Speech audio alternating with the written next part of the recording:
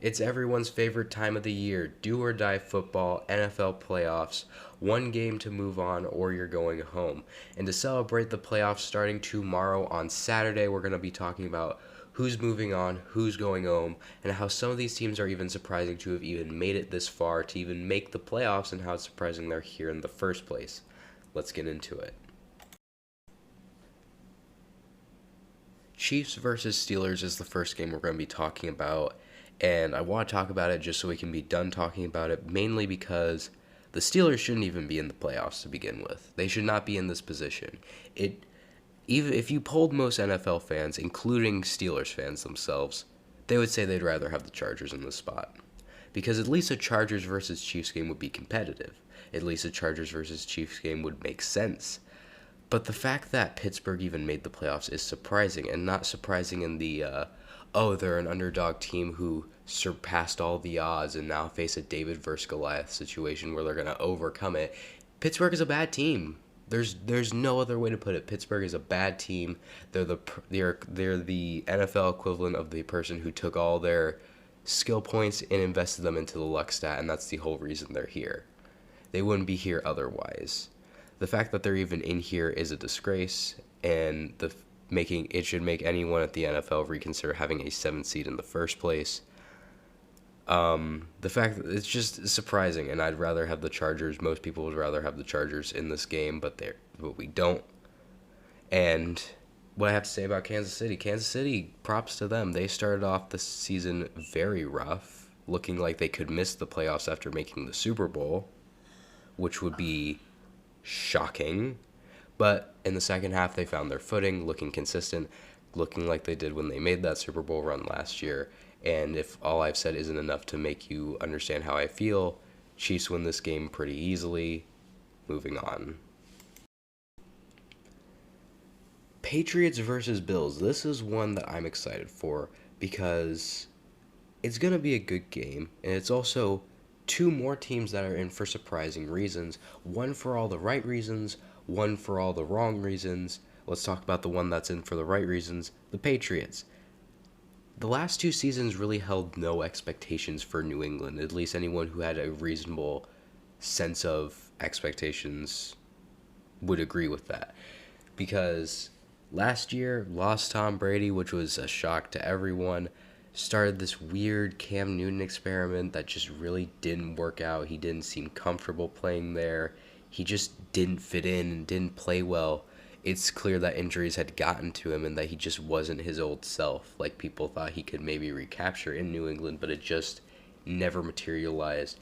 And then it showed because in the draft this year, Patriots took a quarterback in the first round.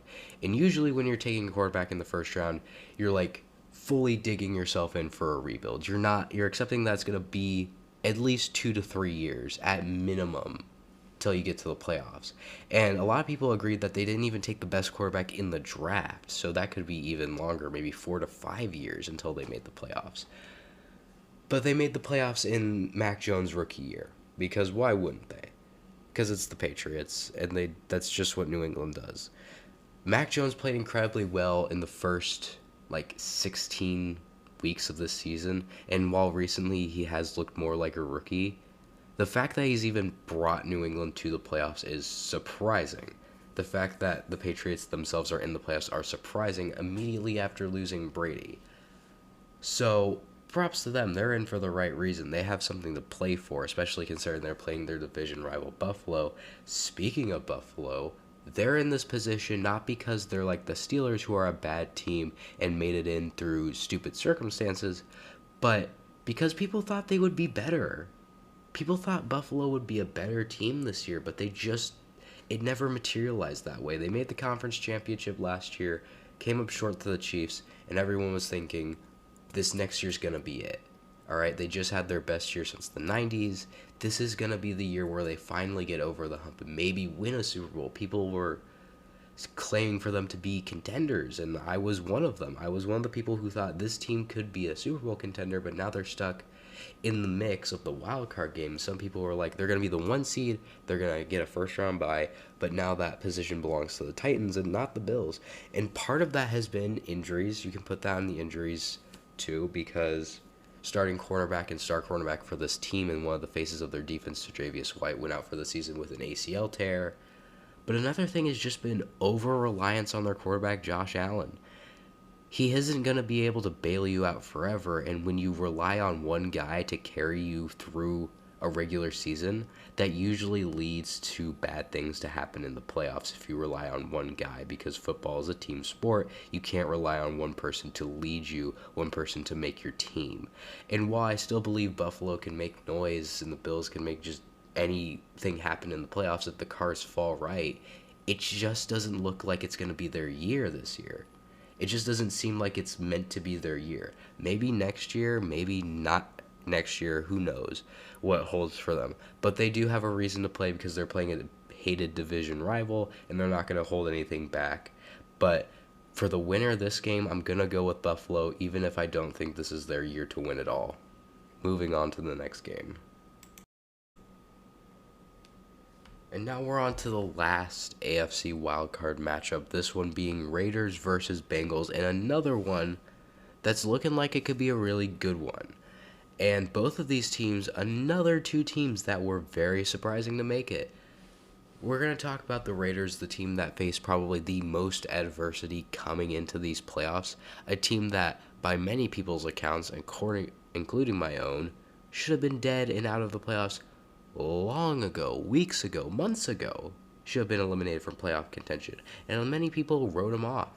Didn't expect anything from players being arrested from DUIs, players getting another player, one of their better players who they invested a high draft pick in, getting arrested for a DUI and manslaughter at the same time, and their old head coach who had resigned after emails being leaked of him making misogynistic and homophobic comments about the LGBTQ community, while also having at the same time the only openly active gay NFL player on his team.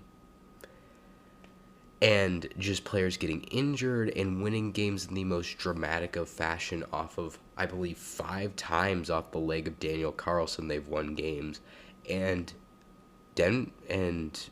Las Vegas deserves respect for that. The fact that they even made it to the playoffs is a very respectable thing, and a great job by the coaching staff and management team who was able to keep morale high and keep everyone together to fight through all these adversities and still make it to the playoffs. And the other team that they're playing, the Bengals, had just no expectations because they were bad, and really no one thought they'd have the talent to make it to the playoffs. Their last season ended pretty sadly with Joe Burrow getting injured, tearing his ACL, and while me and many other people believe they should have drafted tackle offensive lineman Penei Sewell in the draft, they drafted Burrow's old teammate from LSU, Jamar Chase. And while it started off very, very rough in the preseason with a horrible drop after horrible drop from Jamar, they managed to do something that I don't think I've seen before. Because it's hard enough to replicate a player's college success to the NFL level. It's hard to replicate 2 former teammates' success from the college level to the pro level. But they did that with Joe Burrow and Jamar Chase. They managed to pull it off somehow. And it's led to a very explosive offense that can score in bunches and get it done what they need to get done, even if their head coach is not the best. It's still a team that really exceeded expectations. And while I don't think either of these teams are really going to go all the way and win a Super Bowl, one of them's got to win. It's going to be a fun game. And I think they can make some noise in the playoffs. But I got to go with the Bengals winning this one. And there's no shame in Las Vegas. There should be no shame for that team, because the fact they made it here is impressive enough. Take your one and done, take your elimination. Even if I would not rule out the Raiders completely, especially with how clutch they've been this season,